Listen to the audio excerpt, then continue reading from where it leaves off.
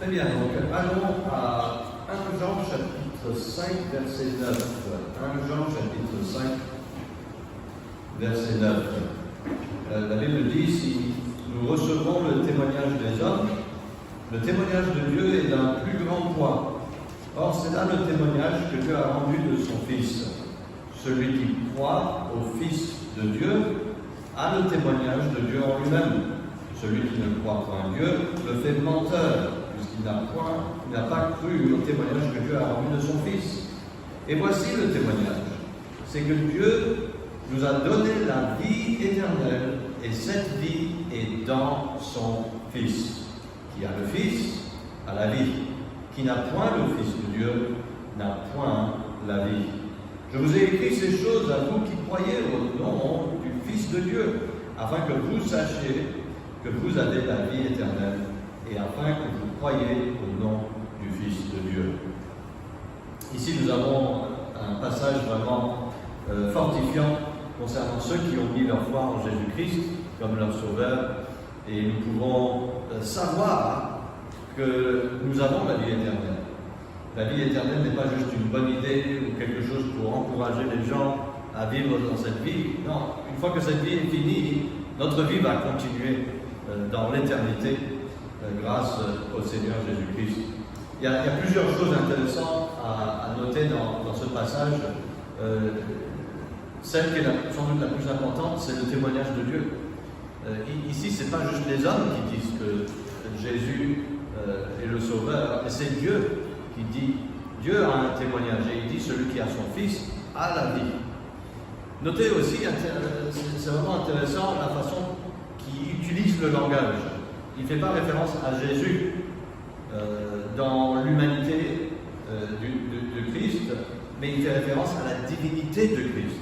Ça veut dire que pour avoir la vie éternelle, il faut croire que Jésus est Dieu. Il est d'origine divine. Il n'est pas juste un autre prophète qu'il faut reconnaître comme prophète de Dieu, mais il est Emmanuel, Dieu avec nous, le Fils. Et celui qui a le Fils, il a la vie. Et il nous a écrit cela à nous qui croyons au nom du Fils de Dieu, afin que nous sachions que nous avons la vie éternelle. Donc nous pouvons savoir que nous avons la vie éternelle. Lorsque nous évangélisons fréquemment, certaines personnes vont nous dire personne ne peut savoir. Dieu seul sait ce qui va se passer après la mort.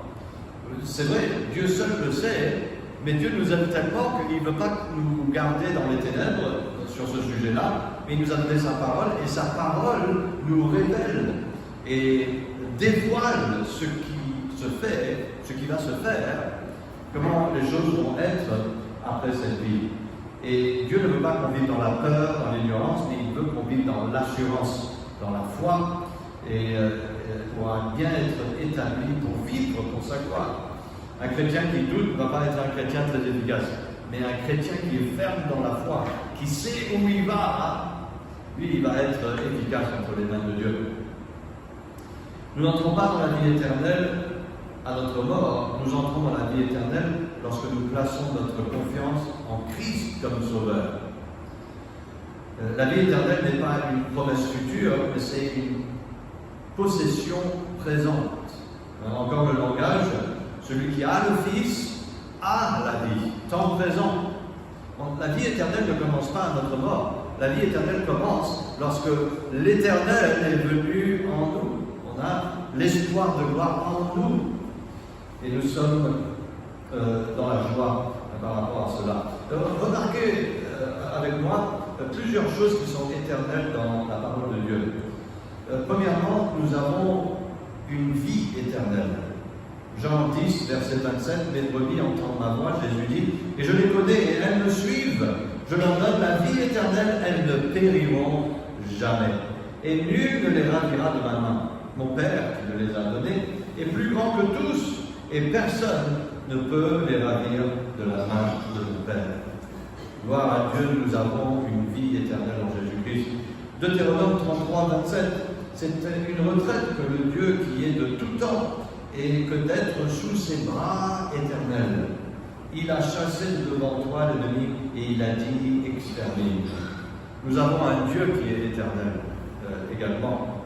Nous avons aussi un pouvoir éternel, Romains chapitre 1, verset 20. En effet, les perfections invisibles de Dieu, sa puissance éternelle et sa divinité se voient comme à l'œil nu, comme à l'œil depuis la création du monde, quand on les considère dans ses ouvrages. Nous voyons un pouvoir éternel. Et ce pouvoir qui nous est disponible, et le pouvoir a été résumé à l'évangile de Christ, qui est la puissance de Dieu pour quiconque croit. 2 Corinthiens chapitre 5, verset 1 nous montre que nous avons une maison éternelle. Nous savons en effet que si cette tente, notre demeure terrestre, est détruite, nous avons dans les cieux un édifice qui est de Dieu, une maison éternelle, qui n'est point faite de main d'homme. Comme Jésus a dit à ses disciples, ne vous réjouissez pas que vous avez le pouvoir de chasser les démons, mais réjouissez-vous plutôt que votre nom est écrit dans le ciel. Dieu nous fait une maison éternelle. Et il va revenir nous prendre un jour. Nous avons aussi un objectif éternel, Éphésiens chapitre 3, verset 10, afin que la sagesse de Dieu infiniment diverse soit maintenant manifestée par l'Esprit aux principautés et aux puissances dans les lieux célestes, selon le dessein qu'il avait formé de tout temps et qu'il a exécuté par Jésus-Christ, notre Seigneur. Donc, depuis le début, Dieu a toujours le même objectif. Et donc, nous avons un objectif. Nous pouvons connaître la raison de notre vie, parce que celui qui nous a donné vie nous a transmis cela par sa parole. 1 Pierre chapitre 5, verset 10 nous montre qu'il y a une gloire éternelle. Or, que le Dieu de toute grâce, qui nous a appelés à sa gloire éternelle en Jésus-Christ, après que vous aurez un peu souffert, vous rendre parfait, ferme, fort et inébranlable. Et il y a un feu éternel. Jude, verset 7, comme Sodome et Gomorrhe et les villes voisines qui s'étaient abandonnées à la même impureté qu'eux et à des péchés contre nature, servent d'exemple en souffrant la peine d'un feu éternel. Et on aime moins l'éternité de cette chose-là, mais il faut savoir que s'il y a la félicité éternelle, s'il y a un paradis éternel, il y a une maison éternelle pour nous, il faut savoir qu'il y a une demeure éternelle aussi pour les non-croyants et ceux qui n'ont pas le Fils et qui n'ont pas cette vie éternelle, mais qui ont la souffrance, les peines éternelles. Pour ceux qui ont placé leur foi en Christ comme sauveur, la vie éternelle est une possession présente. Jean 3, 16 nous dit, car Dieu a tant aimé le monde qu'il a donné son Fils unique, afin que quiconque croit en lui ne périsse point, mais qu'il ait la vie éternelle. Et nous pouvons avoir cette vie éternelle. Jean 3, 36.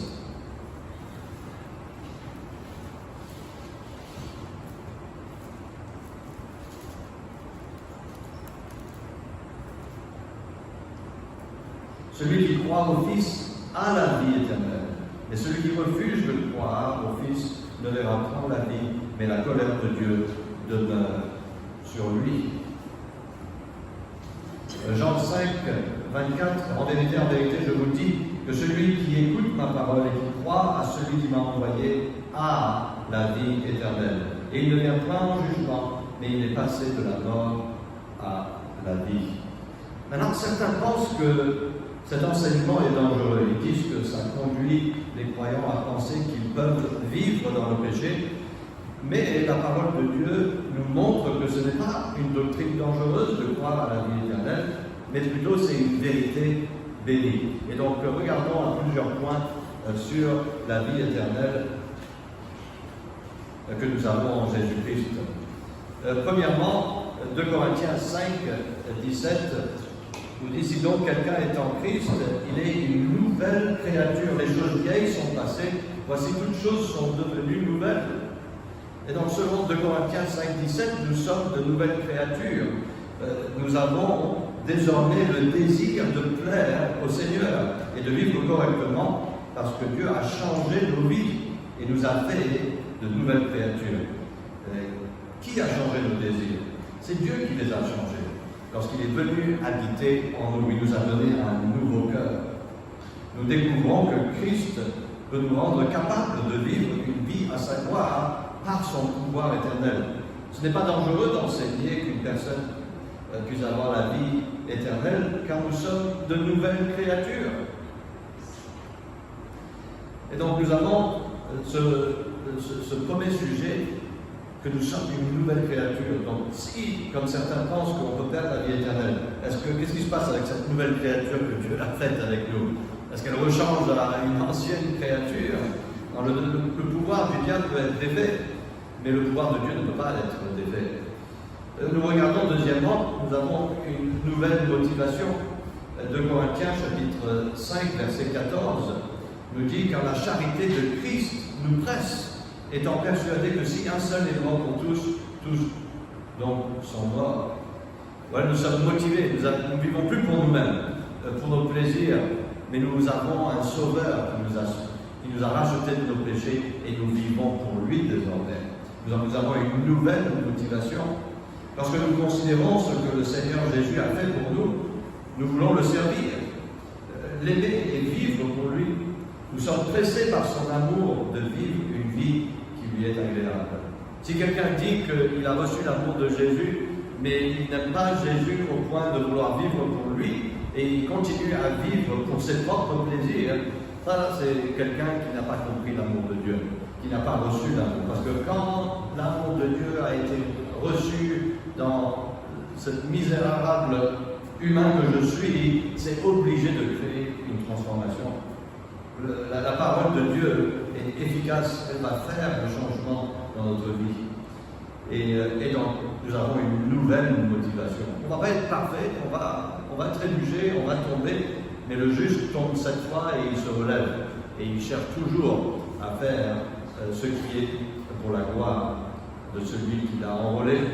Et le Seigneur Jésus est notre capitaine pour qui nous vivons et nous voulons le servir jusqu'à la fin. Nous avons une nouvelle motivation. Troisièmement, nous avons un nouveau Père. Une autre raison que la doctrine de la vie éternelle n'est pas dangereuse, c'est que nous avons un nouveau Papa. Lorsque nous lisons Hébreux chapitre 12, tournez avec moi on va lire ces 11 versets, Hébreux 12, versets 1 à 11. Cela va nous aider à pouvoir bien comprendre le sujet de la vie éternelle. Quand nous commettons un péché, cela ne veut pas dire que nous avons perdu la vie éternelle, mais puisque nous avons un nouveau Père, il va s'occuper de nous, il va nous discipliner. Et donc nous avons un passage ici sur le sujet, Hébreux chapitre 12, verset 1. Ainsi donc, nous aussi étant environnés d'une si grande nuée de témoins, rejetant tout fardeau et le péché qui nous enveloppe aisément, courons avec constance dans l'arène qui nous est ouverte. Regardant à Jésus, le chef et le consommateur de la foi, qui à cause de la joie qui lui était proposée, a souffert la croix, méprisant l'ignominie, et s'est assis à la droite du trône de Dieu. C'est pourquoi considérez celui qui a souffert de la part des pécheurs une si grande contradiction, afin que vous ne succombiez pas en laissant défaillir vos âmes. Vous n'avez pas encore résisté jusqu'au sang en combattant contre le péché. Et vous avez oublié l'exhortation qui vous est adressée comme un des fils. Mon fils, ne méprise pas le châtiment du Seigneur et ne perds point courage lorsqu'il te reprend. Car le Seigneur châtie celui qu'il aime et il frappe de ses verges tout fils qu'il reconnaît. Si vous souffrez le châtiment, Dieu se présente à vous comme un des fils. Car quel est le fils que son père ne châtie pas? Mais si vous êtes exempt du châtiment auquel tous sont part, vous êtes donc des bâtards, non des fils légitimes. D'ailleurs, nos pères, selon la chair, nous ont châtiés et nous les avons respectés. Ne serons-nous pas beaucoup plus soumis au Père des esprits pour avoir la vie? Car nos pères nous châtiaient pour peu de jours, comme ils le trouvaient bon. Mais Dieu nous châtie pour notre avantage, afin que nous participions à sa sainteté. Il est vrai que le tout châtiment ne paraît pas, sur le moment, un sujet de joie, mais de tristesse. Mais ensuite, il produit un fruit paisible de justice pour ceux qui ont été ainsi exercés. Un enfant de Dieu qui est réellement né de nouveau, Dieu ne va pas le chasser de sa famille, mais il va le châtier, il va le corriger. il va le frapper de sévère, comme le texte nous dit. Et il le fait pour qu'on puisse participer à sa sainteté. Il veut qu'on s'améliore pour sa gloire. Et donc, il faut qu'on se réjouisse lorsque le châtiment vient sur nous, parce que Dieu se présente à nous comme un père à son fils. Et donc, ce n'est pas dangereux d'enseigner qu'on a la vie éternelle. On est dans une nouvelle famille, et Dieu ne va jamais nous chasser de sa famille. Nous avons d'ailleurs été intégrés dans sa famille par sa grâce. C'était un cadeau gratuit. Donc, si on n'a pas mérité d'entrer dans sa famille, il n'y a rien qu'on puisse faire pour mériter d'être chassé de sa famille, parce que c'est sa grâce entière qui a agi en notre faveur. Donc, le mot châtiment, on l'a vu plusieurs fois. Nous ne pouvons pas échapper aux conséquences du péché. Nous avons un nouveau Père qui est fidèle et qui va nous châtier, qui va nous corriger pour notre bien et pour sa gloire. Nous sommes enfants de Dieu par la foi en le Seigneur Jésus-Christ, et notre Père ne nous permettra pas de vivre comme nous voulons, comme nous ne permettons pas à nos enfants de vivre comme nous voulons. Au moins, si on est des bons parents, on ne devrait pas les laisser faire ce qu'ils veulent. Donc, Dieu va nous châtier parce que nous faisons partie de sa famille. Nous avons un nouveau Père, nous avons une nouvelle famille. Nous avons aussi un nouveau jugement. Ceux qui meurent sans Christ se tiendront devant Dieu au jugement du grand trône blanc. Mais ceux d'entre nous qui sont sauvés iront au tribunal du Christ. Dans 1 Corinthiens 3, nous ne serons pas jugés pour nos péchés, car nos péchés ont été jugés sur la croix. Nous serons jugés pour nos bonnes œuvres. De quelle sorte elle était? Nous savons que nous avons la vie éternelle, mais nous voulons vivre pour Christ parce que nous savons que nous allons devoir lui rendre compte pour nos œuvres un jour. La Bible dit dans 1 Corinthiens 3, verset 11, « Car personne ne peut poser d'autre fondement que celui qui a été posé, lequel est Jésus-Christ. Que si quelqu'un bâtit sur ce fondement avec de l'or, de l'argent, des pierres précieuses, ou du bois, du foin, du chaume, l'œuvre de chacun sera manifestée, car le jour la fera connaître, parce qu'elle sera révélée par le feu, et le feu éprouvera ce qu'est l'œuvre de chacun. Si l'œuvre de quelqu'un bâti subsiste, il en recevra la récompense. Si l'œuvre de quelqu'un brûle, il en fera la perte. Pour lui, il sera sauvé, mais comme au travers du feu. » Et donc le passage ici est vraiment intéressant parce qu'il nous montre que la fondation ne change pas. Et la fondation qui est la seule qui puisse subsister, c'est le Seigneur Jésus-Christ. Donc une fois qu'on a la fondation, ça c'est la base. On est qualifié, on rentre dans la famille de Dieu. On a une maison éternelle. Notre nom est écrit dans le ciel. Celui qui a le Fils a la vie. Mais maintenant, il faut qu'on prenne garde comment nous bâtissons sur ce fondement.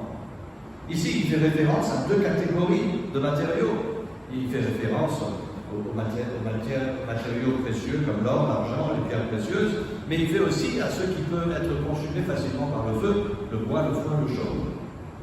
Et donc, le feu n'est pas un feu littéral, mais c'est un feu figuré, parce que nos œuvres ne vont pas être matérielles, nos bonnes œuvres sont des choses que nous avons, des actes qui ont une base spirituelle. Et Dieu va juger si ces actes qui avaient une base spirituelle étaient bien motivés. Et pour donner un exemple, si on a deux membres de l'Église qui gagnent la même somme d'argent à la fin du mois, le même salaire, et ils donnent la même somme d'argent dans les dîmes et les offrandes à l'Église, ils peuvent perdre la récompense basée sur la motivation de leurs actions.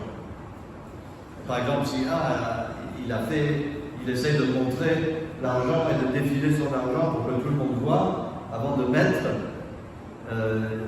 il cherche à être acclamé par les autres. Mais si quelqu'un met l'argent et le fait de façon inaperçue, mais il le fait pour la gloire de Dieu, vous voyez, Dieu voit le cœur. Et donc souvent, une bonne action pourrait être mal motivée. Un autre exemple que nous voyons fréquemment, c'est les gens qui demandent l'argent là, sur les routes. Quand on arrive à un feu rouge, les enfants viennent, les femmes viennent, Des fois, il y a des handicapés, des aveugles aussi. Et on peut aider cette personne. Et si on aide cette personne, deux personnes peuvent faire le même geste pour aider, mais avoir une motivation différente. Des fois, moi j'ai vu des personnes qui ont donné de l'argent, mais l'attitude qu'ils avaient, c'était évidemment une mauvaise attitude. Laisse-moi tranquille. Et il y avait un geste un peu violent.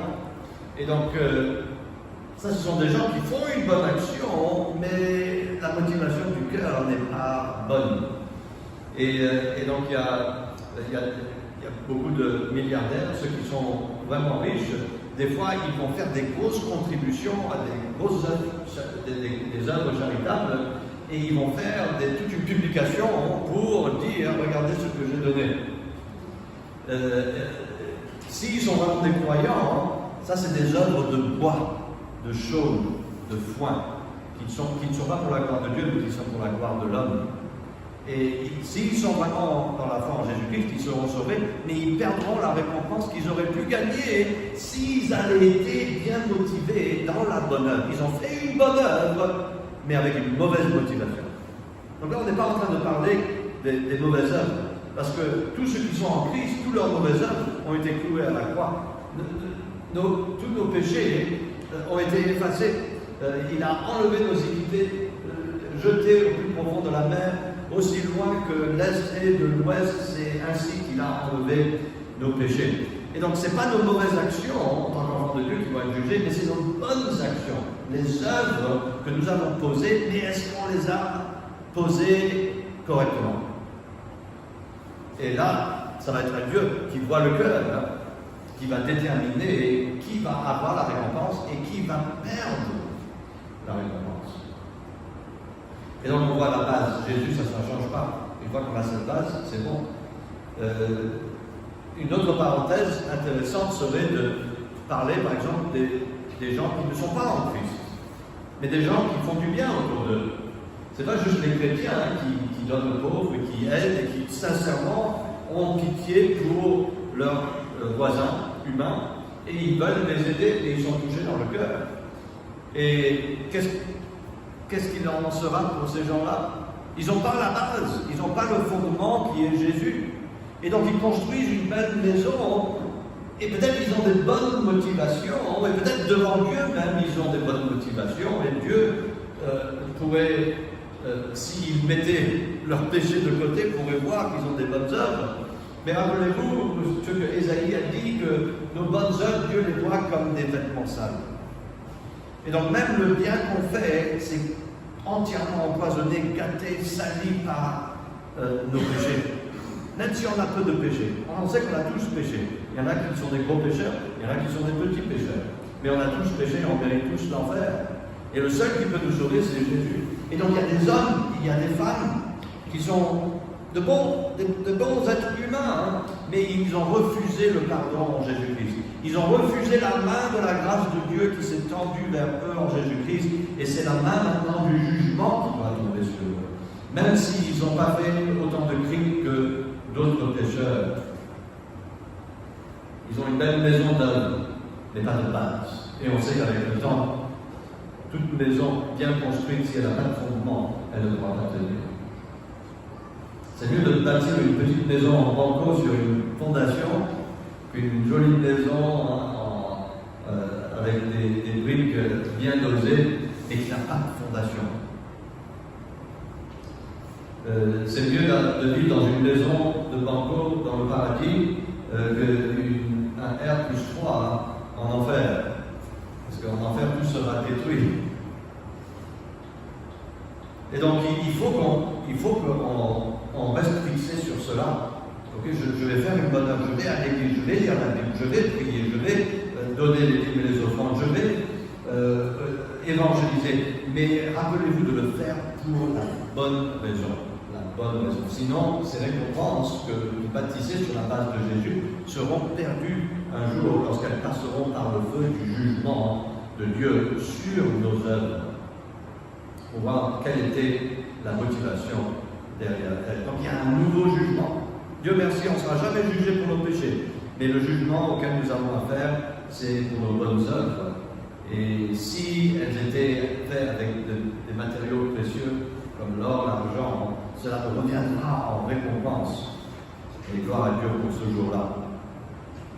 Donc il faut toujours regarder à notre cœur et vérifier est-ce que je fais les choses pour la bonne raison.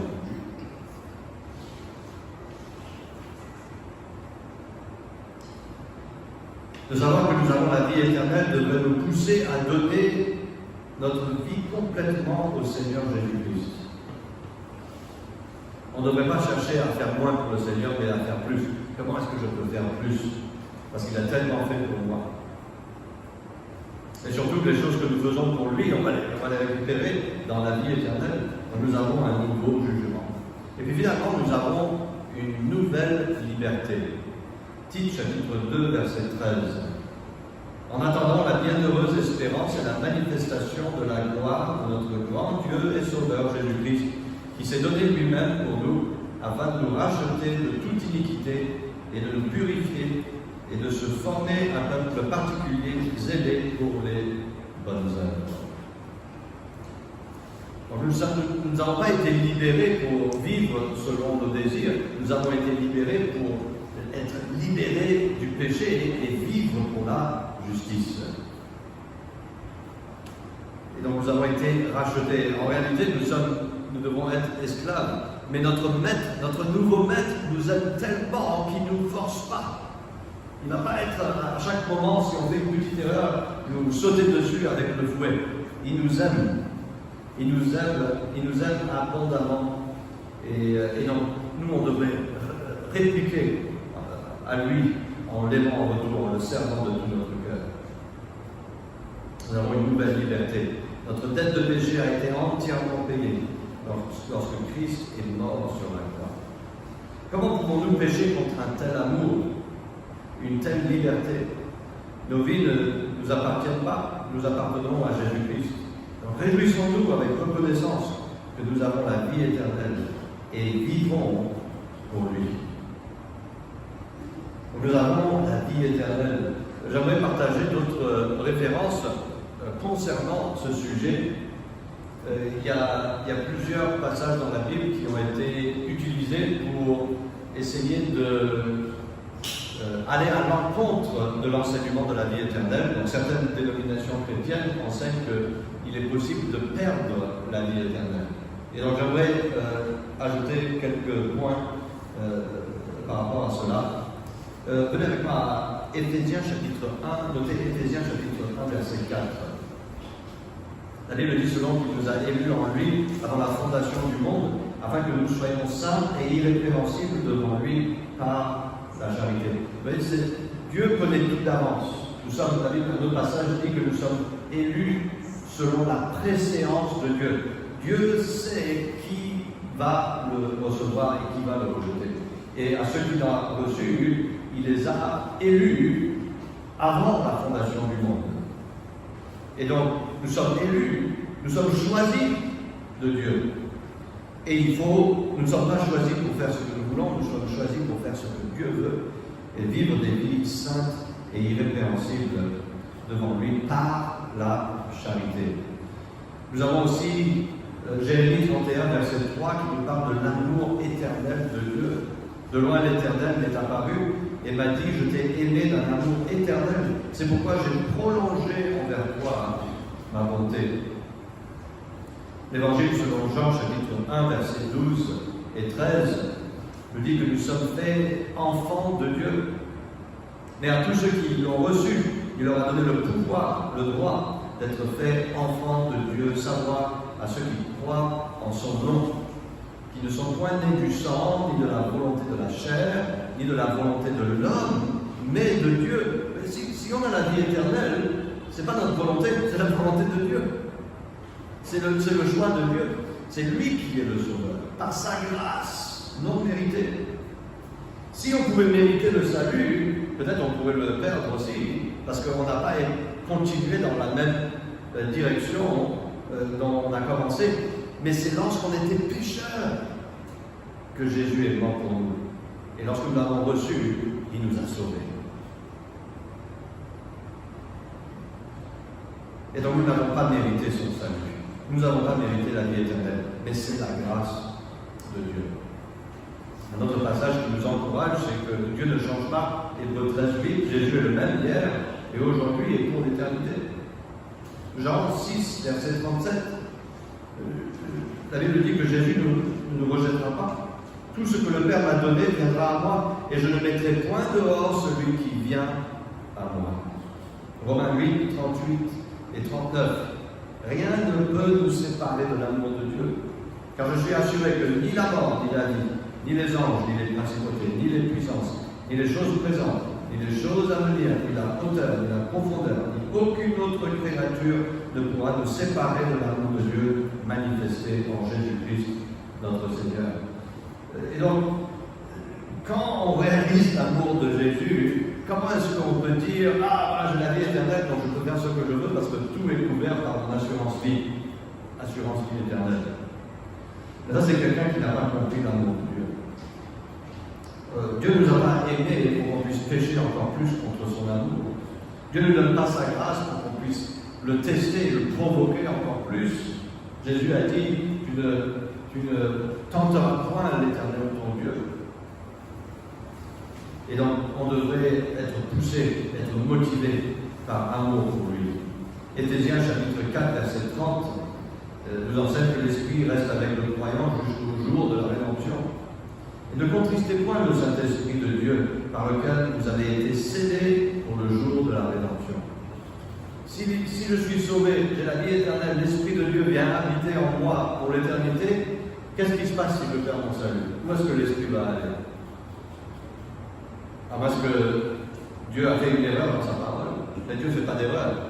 S'il nous a sauvés pour l'éternité, s'il nous a donné son esprit pour l'éternité, si on est scellé, on est verrouillé jusqu'au jour de la rédemption, si on est adopté, si on est ses enfants, on a une nouvelle motivation, on a un nouveau Père qui nous a adoptés dans sa famille par sa grâce non méritée. Rien ne peut nous séparer de cela. La vie éternelle, c'est exactement ça. C'est éternel. Si ça pouvait se perdre, ça ne serait plus éternel.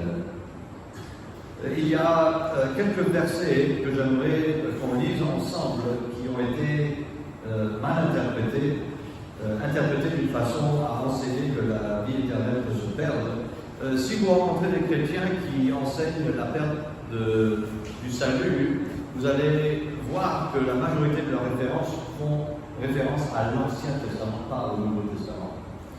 Et donc nous devons faire attention de bien interpréter les choses. Venez à un premier passage avec moi à Hébreux chapitre 6, verset 4. Hébreux chapitre 6, verset 4.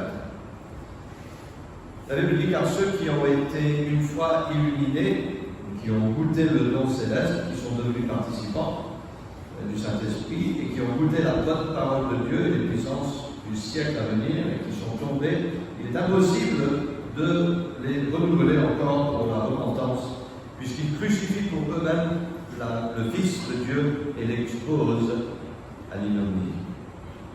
Et donc on voit ici dans ce passage que si quelqu'un pouvait perdre son salut, il ne peut plus le récupérer.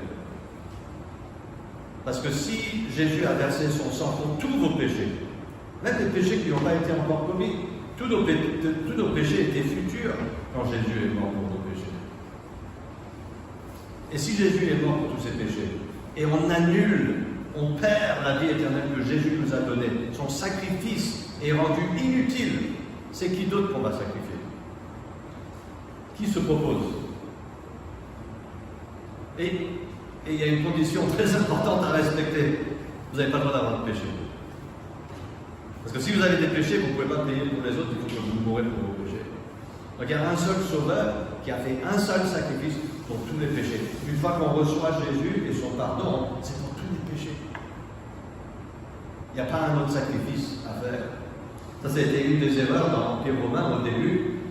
Constantin n'a pas pu être baptisé jusque lorsqu'il était sur le point de mourir, parce qu'il avait peur que s'il se fasse baptiser, tous ses péchés étaient lavés par l'eau, et qu'il allait commettre de nouveaux péchés avant sa mort, et maintenant retourner en enfer.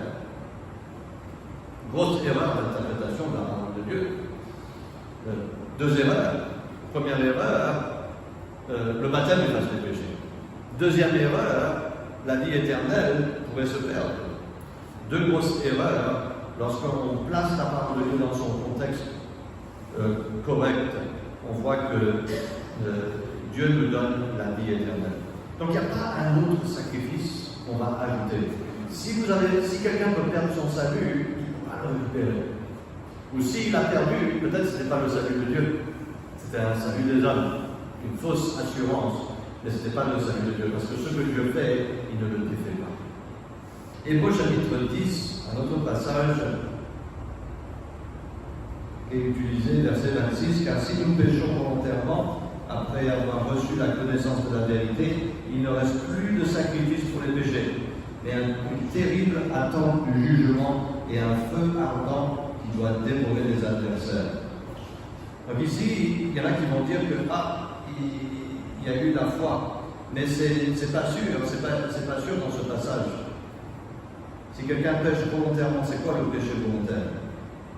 Il n'a pas reçu Jésus, il a reçu la connaissance. C'est ça l'évangélisation. On doit faire connaître aux gens qui est Jésus. Et maintenant, ils doivent rejeter cette connaissance. Ils peuvent pécher contre cette connaissance. Il ne reste plus de sacrifice. Ça rejoint la même idée de Hébreux, chapitre 6. S'ils rejettent le salut, la connaissance que Dieu leur a donnée, que Jésus-Christ est le sauveur du monde, il n'y a pas un autre sacrifice qui va pouvoir être disponible. Regardons à Galates chapitre 5, verset 4. Vous êtes séparés de Christ, vous tous qui vous justifiez par la loi. Vous êtes déchus de la grâce. Et donc là, encore une fois, on a un passage qui fait référence à être séparés de Christ, vous tous qui vous justifiez par la loi. Vous êtes déchus de la grâce. Ici, il ne fait pas référence à perdre la vie éternelle, mais à perdre la grâce de Dieu. Alors ça c'est important parce que si nous allons à Hébreux, chapitre 12, chapitre 12, verset 15, veillant à ce que personne ne se prive de la grâce de Dieu, à ce qu'aucune racine d'amertume poussant dehors ne vous trouble et que plusieurs en soient infectés. Et donc, il y a la possibilité pour les enfants de Dieu de ne plus dépendre sur la grâce de Dieu. Et donc, on est sauvé par la grâce de Dieu, mais c'est possible d'être distrait par les choses du monde et de décider de vivre dans notre propre force plutôt que la force de Dieu, donc la grâce de Dieu. La grâce de Dieu, c'est l'aide de Dieu qui nous est disponible pour vivre la vie et pour lui. Et il est possible de résister et de ne plus attrister le Saint-Esprit de Dieu et de ne plus vivre en harmonie avec lui. Et donc on veut éviter cela et donc de perdre son premier amour. Donc c'est possible de perdre sa communion avec Christ, mais ce n'est pas possible de perdre sa relation avec Christ. Okay? Je suis né dans une famille, mes parents seront toujours mes parents. Mais la communion avec mes parents peut être interrompue par mon manque d'obéissance ou la manifestation de ma rébellion envers eux. Mais ils sont toujours mes parents. Et donc quand on est né dans la famille de Dieu par la foi en Jésus, on va toujours être enfant de Dieu, mais la communion, on peut résister à la grâce de Dieu et maintenant se séparer de la grâce de Dieu et ne plus avoir à perdre la communion. C'est pour ça qu'on peut avoir le manque de paix, le manque de joie dans notre vie, pendant qu'on a la vie éternelle. Pourquoi? Parce qu'on a toujours le même Père, on est toujours ses enfants. Souvent, le problème, ce n'est pas une question de perdre le salut, mais trop souvent, on suppose que les gens ont le salut. Et ce n'est pas vérifiable. Les gens peuvent avoir une profession, Seigneur, Seigneur, ils peuvent chanter, ils peuvent connaître la vérité, mais ils ne l'ont pas embrassé dans leur cœur. Et donc, c'est une erreur de supposer que beaucoup sont des croyants. Peut-être qu'ils ne sont pas des croyants, ils étaient parmi nous, mais ils n'étaient pas de nous. Donc, il faut faire attention, il y a des loups qui sont habillés en peau de mouton. J'espère que pour vous, vous voyez ce soir que la position biblique est bel et bien que Dieu donne la vie éternelle. Pourquoi? Parce que nous sommes une nouvelle créature, nous avons une nouvelle motivation, nous avons un nouveau Père, nous avons un nouveau jugement et nous avons une nouvelle liberté. Et donc réjouissons-nous dans la vie éternelle que nous avons et avançons par la foi et avec un cœur entier aimons notre Dieu de plus en plus.